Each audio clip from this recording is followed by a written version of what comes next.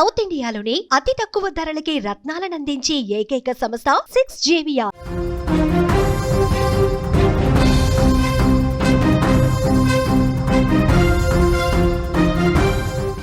మేడ్చల్ జిల్లా పోచారంలో కాల్పుల కలకలం ఇప్పుడు సంచలనంగా మారింది.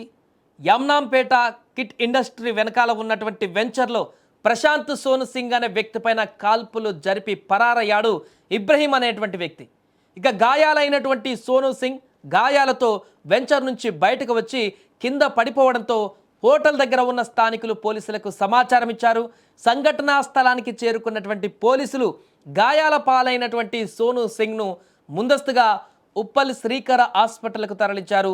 సోను సింగ్ బాడీలో రైట్ సైడ్ రిబ్స్లో బుల్లెట్ ఉండడంతో మళ్ళీ సికింద్రాబాద్ యశోద హాస్పిటల్కి తరలించారు. ఘటనా స్థలాన్ని పరిశీలించినటువంటి పోలీసులు అసలు ఇద్దరి మధ్య గొడవ ఎందుకు జరిగింది, రియల్ ఎస్టేట్ గొడవలా ఇంకా ఏమైనా కారణాలు ఉన్నాయా అనే కోణంలో కూడా దర్యాప్తు చేస్తున్నారు. రాచకొండ కమిషనర్ సుధీర్ బాబు ఘటనా స్థలాన్ని పరిశీలించారు. నిందితుడు బహదూర్పురాకి చెందినటువంటి రౌడీ షీటర్ ఇబ్రహీంగా గుర్తించామని, అతడి కోసం గాలిస్తున్నామన్నట్టు కూడా చెప్తున్నారు. ఇప్పటికే ఈ ఘటన రాష్ట్ర వ్యాప్తంగా సంచలనంగా మారుతుంది.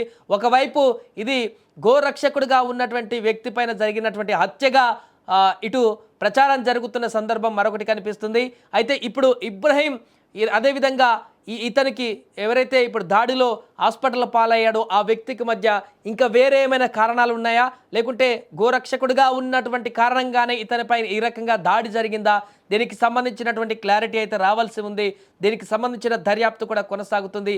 ఇప్పటికే గోరక్షకు సంబంధించినటువంటి కొంతమంది నేతలు కూడా దీనిపైన స్పందించారు. వారు తీవ్ర ఆగ్రహాన్ని వ్యక్తం చేస్తున్నారు. మా యొక్క రక్షకుడు గోరక్షకుడు ఇలాంటి పూర్తిగా సమాజంలో గోవులను రక్షించడానికి పూనుకున్నటువంటి వ్యక్తి పైన ఇలాంటి కాల్పులు జరపడం అనేది కూడా ఇప్పుడు తీవ్ర దిగ్భ్రాంతికి గురి చేసిందంటూ కూడా చెప్తున్నారు. ఖచ్చితంగా దీనిపైన ప్రభుత్వం కఠిన చర్యలు తీసుకోవాలంటూ కూడా చెప్తున్నారు. మరొక వైపు పోలీసులు దీన్ని ఈ కోణంలోనే కాకుండా మరొక కోణంలో అన్ని కోణాల్లో కూడా దర్యాప్తు చేస్తున్నారు. ఎందుకు అక్కడ ఆ ప్లేస్లో కాల్పులు జరపాల్సిన పరిస్థితి వచ్చింది?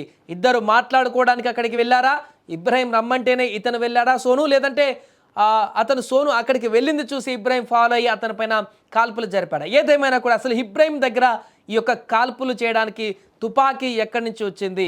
పూర్తిగా రౌడీ షీటర్గా ఉన్నటువంటి ఇబ్రహీం ఈ రకంగా తుపాకులతో దాడులు చేసేటువంటి పరిస్థితికి ఎందుకు దిగజారాడు, లేకుంటే ఎందుకు ఈ స్థాయిలో ఇంత దారుణంగా హత్యలు చేసేటువంటి పరిణామానికి పూనుకున్నాడంటే ఇబ్రహీం రోజు ఎలాంటి పనులకు శ్రీకారం చుడుతున్నాడు, రోజు ఎలాంటి దారుణాలు చేస్తున్నాడు అనేటువంటి ప్రశ్న కూడా ఇప్పుడు ఉత్పన్నమవుతుంది. కాబట్టి ఇప్పుడు ఇబ్రహీంని వెంటనే అరెస్ట్ చేసి దర్యాప్తులో మరిన్ని వివరాలు కూడా వెల్లడించి అతను ఏ ఉద్దేశంతో కాల్చాడు, ఏం జరిగింది, ఇద్దరి మధ్య ఉన్నటువంటి గొడవ ఏంటి, దీని వెనక కారణం ఏంటి, ఎందుకు చంపవలసి వచ్చిందో పూర్తి వివరాలు, అంటే చంపే ప్రయత్నం చేయాల్సి వచ్చిందో పూర్తి వివరాలు కూడా ఇప్పుడు బహిర్గతం చేయాలంటూ కూడా డిమాండ్స్ అయితే వినిపిస్తున్నాయి.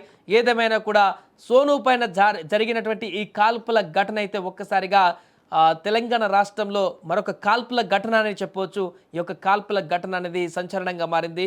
దీనికి సంబంధించి దర్యాప్తులో ఎలాంటి అంశాలు బయటకు వస్తాయి అనేది కూడా మనం చూడాల్సి ఉంది.